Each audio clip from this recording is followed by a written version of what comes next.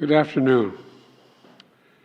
You know, there are moments in this life, and I mean this literally, when the pure, unadulterated evil is unleashed on this world. The people of Israel lived through one such moment this weekend.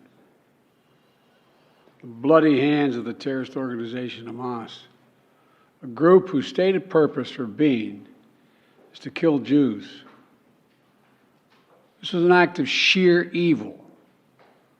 More than 1,000 civilians slaughtered, not just killed, slaughtered in Israel. Among them, at least 14 American citizens killed. Parents butchered using their bodies to try to protect their children. Stomach-turning reports of babies being killed. Entire families slain. Young people massacred while attending a musical festival to celebrate peace.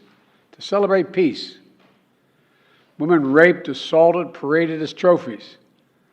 Families hid their fear for hours and hours, desperately trying to keep their children quiet to avoid drawing attention. And thousands of wounded, alive but carrying with them the bullet holes and the shrapnel wounds and the memory of what they endured. You all know these traumas never go away. There's still so many families desperately waiting to hear the fate of their loved ones, not knowing if they're alive or dead or hostages. Infants in their mother's arms, grandparents in wheelchairs, Holocaust survivors abducted and held hostage. Hostages whom Hamas has now threatened to execute in violation of every code of human morality.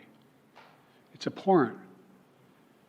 The brutality of Hamas, these bloodthirstiness brings to mind the worst rampages of ISIS.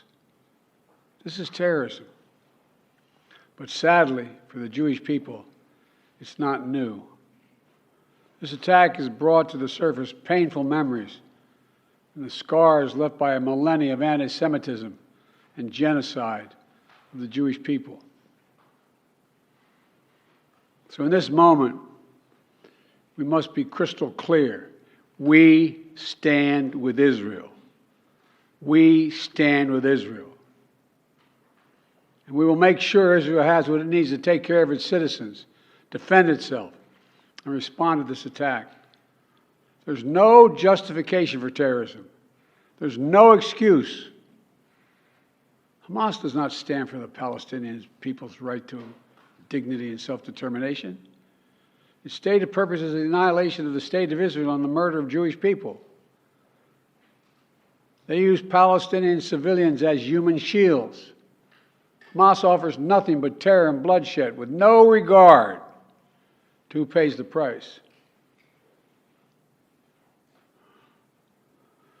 The loss of innocent life is heartbreaking.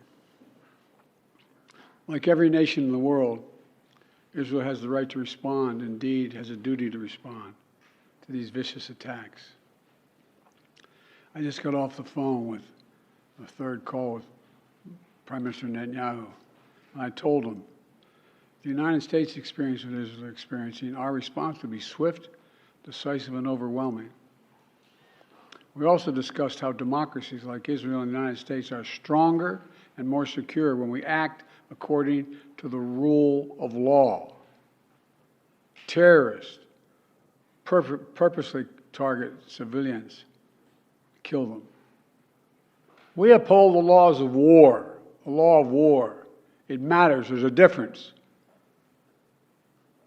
Today, Americans across the country are praying for all those families that have been ripped apart. A lot of us know how it feels. It leaves a black hole in your chest when you lose family. Feeling like you're being sucked in. The anger, the pain, the sense of hopelessness. This is what they mean by a human tragedy, an atrocity on an appalling scale. We're going to continue to stand united, supporting the people of Israel who are suffering unspeakable losses and opposing the hatred and violence of terrorism.